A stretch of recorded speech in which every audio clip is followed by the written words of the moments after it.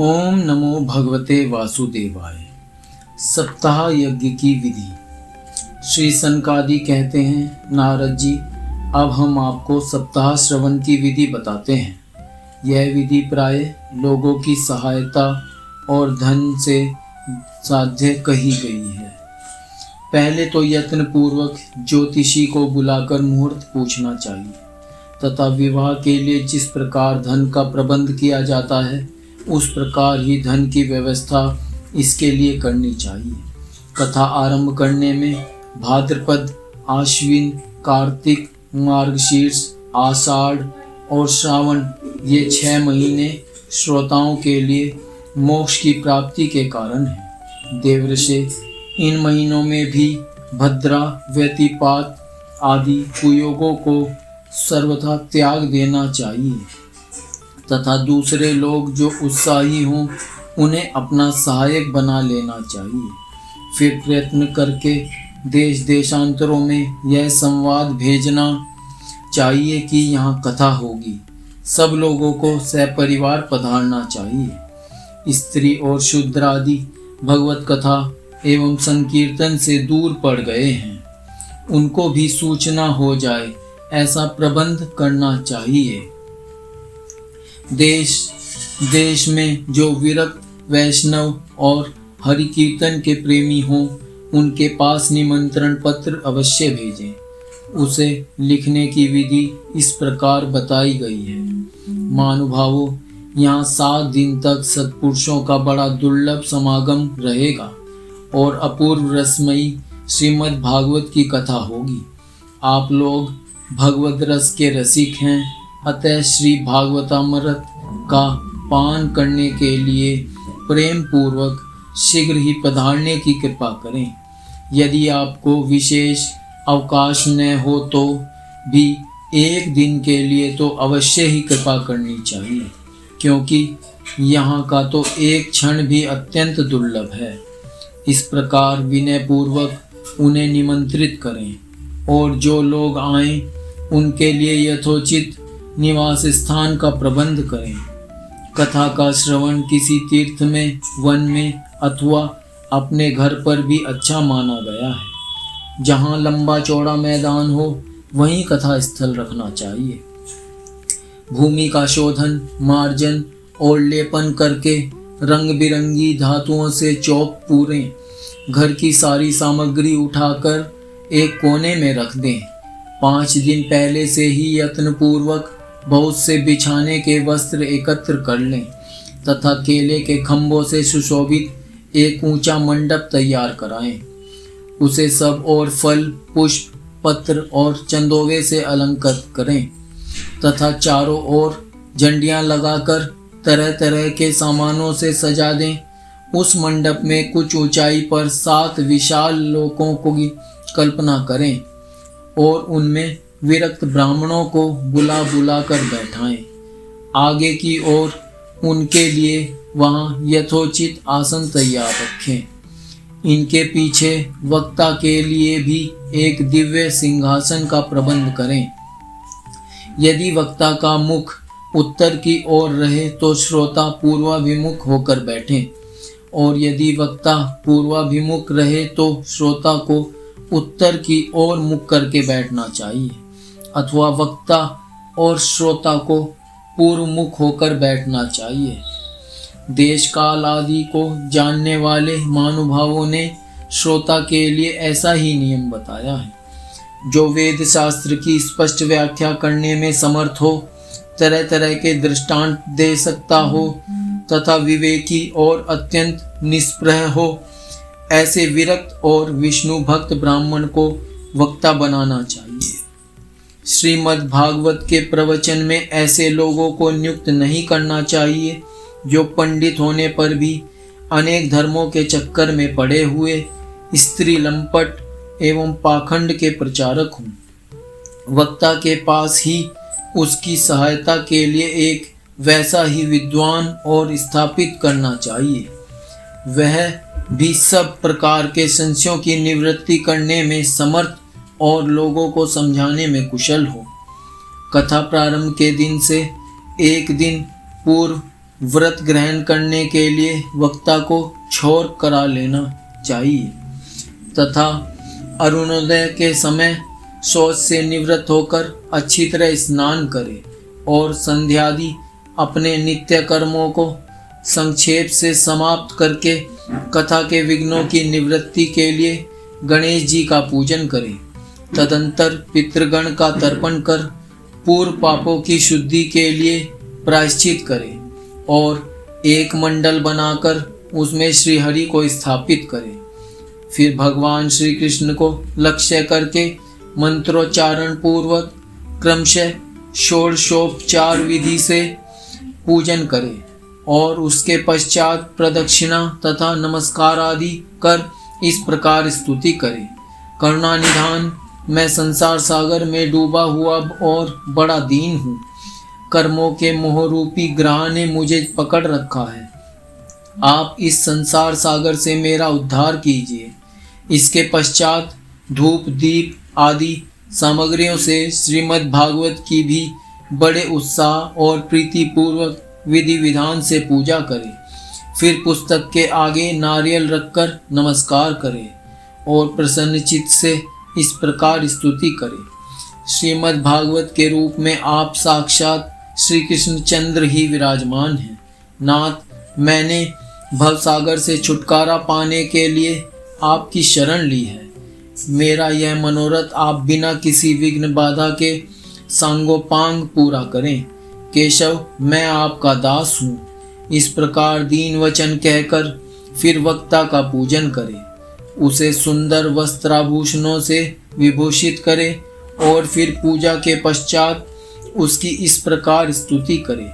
शुक स्वरूप भगवान, आप समझाने की कला में कुशल और सब शास्त्रों में पारंगत हैं।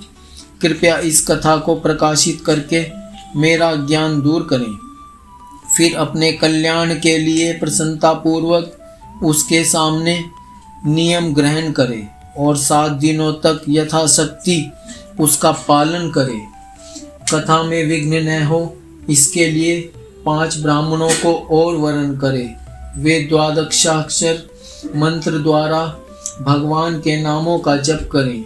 फिर ब्राह्मण अन्य विष्णु भक्त एवं कीर्तन करने वालों को नमस्कार करके उनकी पूजा करें और उनकी आज्ञा पाकर स्वयं भी आसन पर बैठ जाए।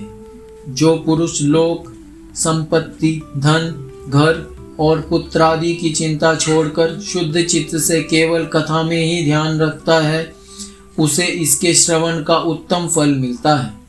बुद्धिमान वक्ता को चाहिए कि सूर्योदय से कथा आरंभ करके 3:30 पहर तक मध्यम स्वर से अच्छी तरह कथा बाँचे। दोपहर के समय 2 घड़ी तक कथा बंद रखे। उस समय कथा के प्रसंग के अनुसार वैष्णवों को भगवान के गुणों का कीर्तन करना चाहिए। व्यर्थ बातें नहीं करनी चाहिए। कथा के समय मलमूत्र के वेग को काबू में रखने के लिए अल्पाहार सुखकारी होता है। इसलिए श्रोता केवल एक ही समय हविष्यायन भोजन करे।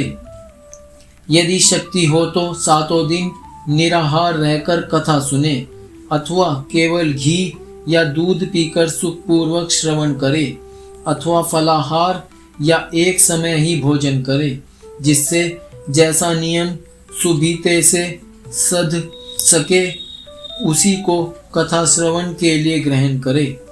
मैं तो उपवास की अपेक्षा भोजन करना अच्छा समझता हूँ, यदि वह कथा श्रवण में सहायक हो।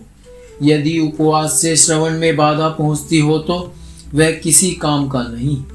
नारद जी, नियम से सप्ताह सुनने वाले पुरुषों के नियम सुनिए। विष्णु भक्त की दीक्षा से रहित पुरुष कथा श्रवण का अधिकारी नहीं है।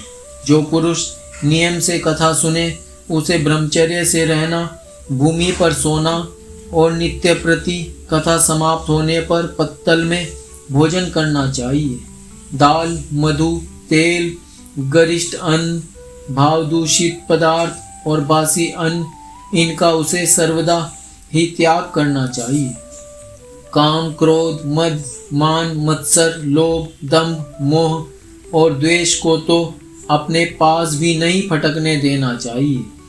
वह वेद, वैष्णव, ब्राह्मण, गुरु, गोसेवक तथा स्त्री, राजा और महापुरुषों की निंदा से भी बचे। नियम से कथा सुनने वाले पुरुष को रजस्वला स्त्री, अंत्यज, मलेच्छ, पतित, गायत्रीहीन, द्विज, ब्राह्मणों से द्वेष करने वाले तथा वेद को न मानने वाले पुरुषों से बात नहीं करनी चाहिए। सर्वदा सत्य, शौच, दया, मौन, सरलता, विनय और उदारता का बर्ताव करना चाहिए।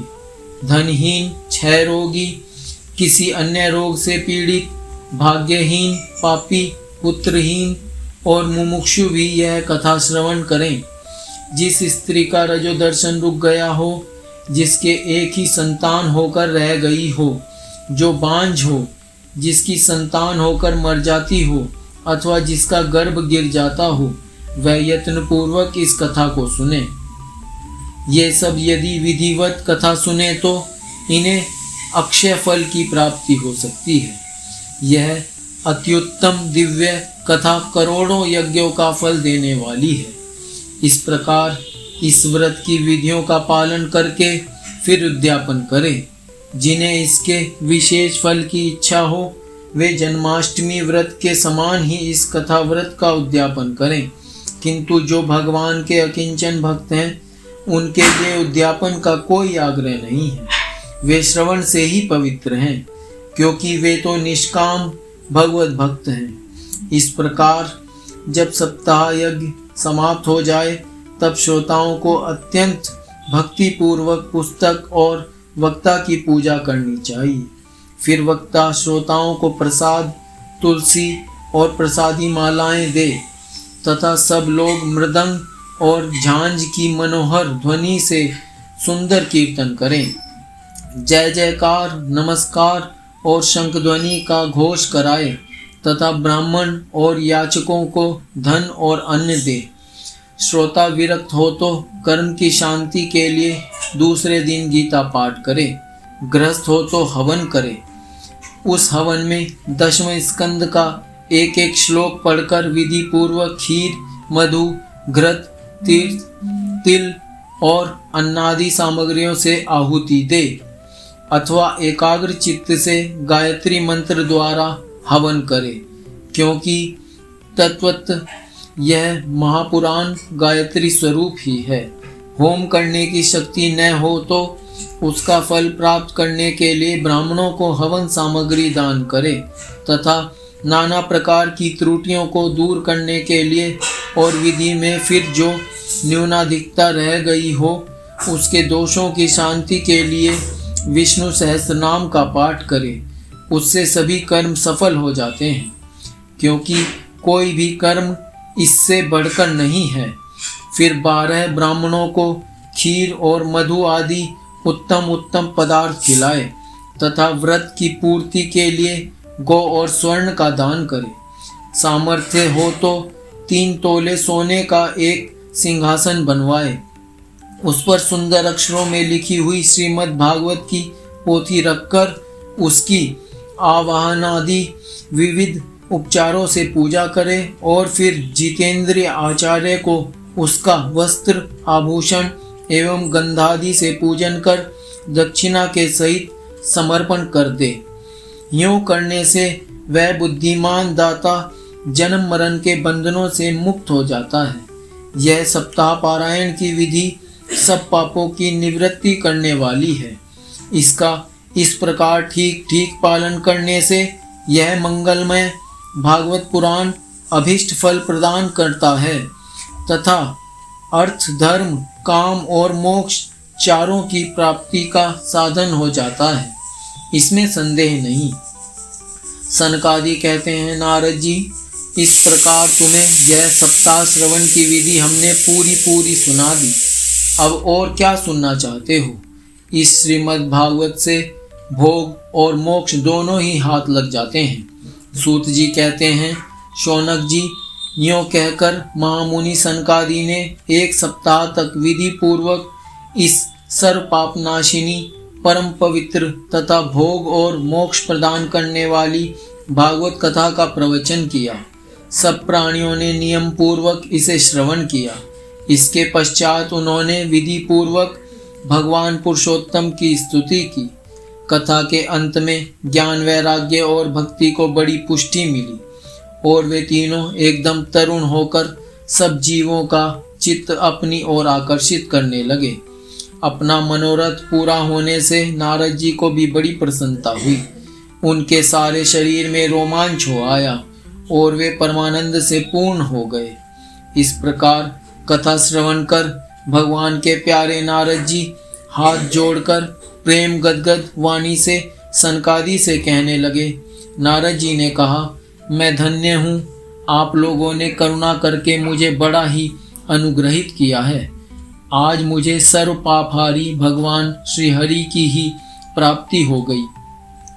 तपोधनों, मैं श्रीमद् भागवत श्रवण को ही सब धर्मों से श्रेष्ठ मानता हूँ, क्योंकि इसके श्रवण से वैकुंठ गोलोक विहारी श्री कृष्ण की प्राप्ति होती है। सूत जी कहते हैं, शौनक जी, वैष्णव श्रेष्ठ नारद जी यों कह ही रहे थे कि वहाँ घूमते फिरते योगेश्वर शुकदेव जी आ गए। कथा समाप्त होते ही व्यास नंदन शुकदेव जी वहाँ पधारे।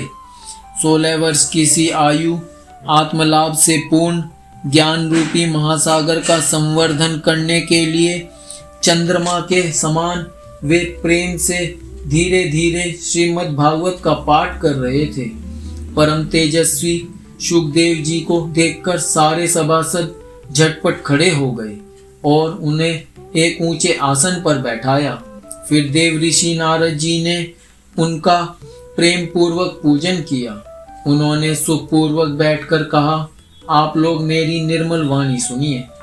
श्री सुखदेव जी बोले, रसिक एवं भावुक जन, यह श्रीमद् भागवत वेद रूप कल्पवृक्ष का परिपक्व फल है। श्री सुखदेव स्वरूप सुख के मुख का संयोग होने से अमृत रस से परिपूर्ण है। यह रस ही रस है, इसमें न छिलका है न गुठली। यह इसी लोक में सुलभ है।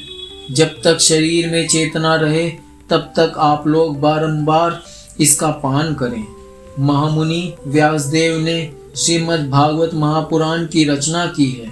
इसमें निष्कपट निष्काम परम धर्म का निरूपण है। इसमें शुद्धांतकरण सत्पुरुषों के जानने योग्य कल्याणकारी वास्तविक वस्तु का वर्णन है, जिससे तीनों तापों की शांति होती है।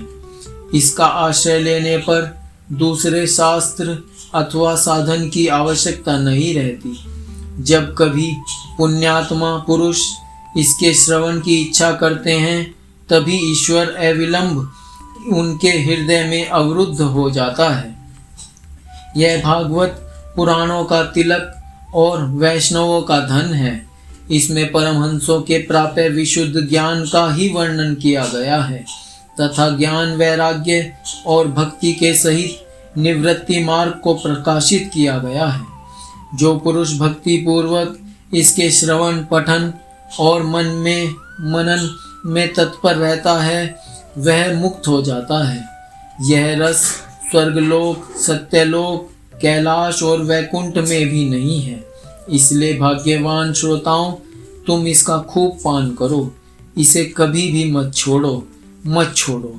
सूत जी कहते हैं, श्री सुखदेव जी इस प्रकार कह ही रहे थे कि उस सभा के बीचों बीच प्रहलाद, बलि, उद्धव और अर्जुन आदि पार्षदों के सहित साक्षात श्री हरि प्रकट हो गए। तब देवऋषि नारद ने भगवान और उनके भक्तों की यथोचित पूजा की। भगवान को प्रसन्न देखकर देवऋषि ने उन्हें एक विशाल सिंहासन पर बैठा दिया और सब लोग उनके सामने संकीर्तन करने लगे। उस कीर्तन को देखने के लिए श्री पार्वती जी के सहित महादेव जी और ब्रह्मा जी भी आए। कीर्तन आरंभ हुआ। प्रहलाद जी तो चंचल गति, फुर्तीले होने के कारण करताल बजाने लगे। उद्धव जी ने झांझें उठा ली। देवऋषि नारद वीणा की ध्वनि करने लगे। स्वर विज्ञान, ज्ञान विद्या में कुशल होने के कारण अर्जुन राग लापने लगे। इंद्र ने मृदंग बजाना आरंभ किया। सनकादि बीच बीच में जय घोष करने लगे और इन सब के आगे शुकदेव जी तरह तरह की सरस अंगभंगी करके भाव बताने लगे। इन सब के बीच बीच में परम तेजस्वी भक्ति, ज्ञान और वैराग्य नटों के समान नाचने लगे। ऐसा अलौकिक कीर्तन देखकर भगवान प्रसन्न हो गए और इस प्रकार कहने लगे, मैं तुम्हारी इस कथा और कीर्तन से बहुत प्रसन्न हूँ। तुम्हारे भक्ति भाव ने इस समय मुझे अपने वश में कर लिया है, अतः तुम लोग मुझसे वर मांगो। भगवान के ये वचन सुनकर सब लोग बड़े प्रसन्न हुए और प्रेमार्ध चित्त से भगवान से कहने लगे, भगवान, हमारी यह अभिलाषा है कि भविष्य में भी जहाँ कहीं सप्ताह कथा हो वहाँ आप इन पार्षदों के सहित अवश्य पधारें। हमारा यह मनोरथ पूर्ण कर दीजिए। भगवान तथास्तु कहकर अंतर्ध्यान हो गए। इसके पश्चात नारद जी ने भगवान तथा उनके पार्षदों के चरणों को लक्ष्य करके प्रणाम किया और फिर शुकदेव जी आदि तपस्वियों को भी नमस्कार किया। कथामृत का पान करने से सब लोगों को बड़ा ही आनंद हुआ। उनका सारा मोह नष्ट हो गया। फिर वे सब लोग अपने अपने स्थानों को चले गए। उस समय शुकदेव जी ने भक्ति को उसके पुत्रों सहित अपने शास्त्र में स्थापित कर दिया। इसी से भागवत का सेवन करने से श्री हरि वैष्णवों के हृदय में आ विराजते हैं। जो लोग दरिद्रता के दुख ज्वर की ज्वाला से दग्ध हो रहे हैं, जिन्हें माया पिशाचिनी ने रोंग डाला है, तथा जो संसार समुद्र में डूब रहे हैं, उनका कल्याण करने के लिए श्रीमद् भागवत सिंहनाद कर रहा है। शौनक जी ने पूछा, सूत जी, शुकदेव जी ने राजा परीक्षित को, गोकर्ण ने धुंधुकारी को और सनकादि ने नारद जी को किस किस समय यह ग्रंथ सुनाया था? मेरा यह संशय दूर कीजिए। सूत जी ने कहा, भगवान श्री कृष्ण के स्वधाम गमन के बाद कलयुग के 30 वर्ष से कुछ अधिक बीत जाने पर भाद्रपद मास की शुक्ला नवमी को शुकदेव जी ने कथा आरंभ की थी। राजा परीक्षित के कथा सुनने के बाद कलयुग के 200 वर्ष बीत जाने पर आषाढ़ मास की शुक्ला नवमी को गोकर्ण जी ने यह कथा सुनाई थी। इसके पीछे कलयुग के 30 वर्ष और निकल जाने पर कार्तिक शुक्ला नवमी से सनकादि ने कथा आरंभ की थी। निष्पाप शौनक जी, आपने जो कुछ पूछा था उसका उत्तर मैंने आपको दे दिया। इस कलयुग में भागवत की कथा भवरोग की रामबाण औषध है। संतजन, आप लोग आदर पूर्वक इस कथामृत का पान कीजिए। यह श्री कृष्ण को अत्यंत प्रिय, संपूर्ण पापों का नाश करने वाला, मुक्ति का एकमात्र कारण और भक्ति को बढ़ाने वाला है। लोक में अन्य कल्याणकारी साधनों का विचार करने और तीर्थों का सेवन करने से क्या होगा? अपने दूत को हाथ में पाश लिए देखकर यमराज उसके कान में कहते हैं, देखो, जो भगवान की कथा वार्ता में मत्त हो रहे हों उनसे दूर रहना। मैं औरों को ही दंड देने की शक्ति रखता हूँ, वैष्णवों को नहीं।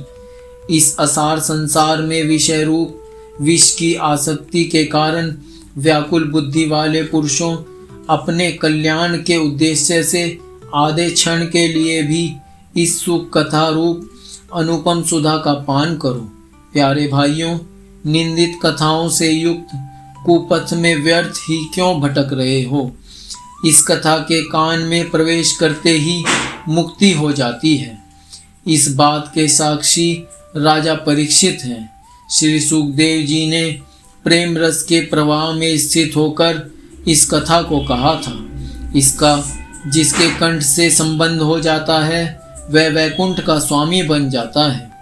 शौनक जी, मैंने अनेक शास्त्रों को देखकर आपको यह परम गोप्य रहस्य अभी अभी सुनाया है।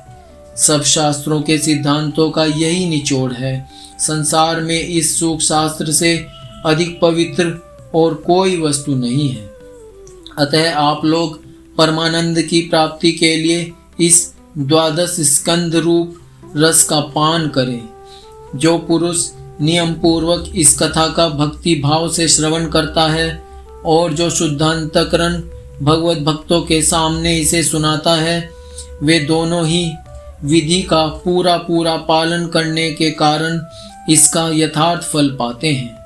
उनके लिए त्रिलोकी में कुछ भी असाध्य नहीं रह जाता।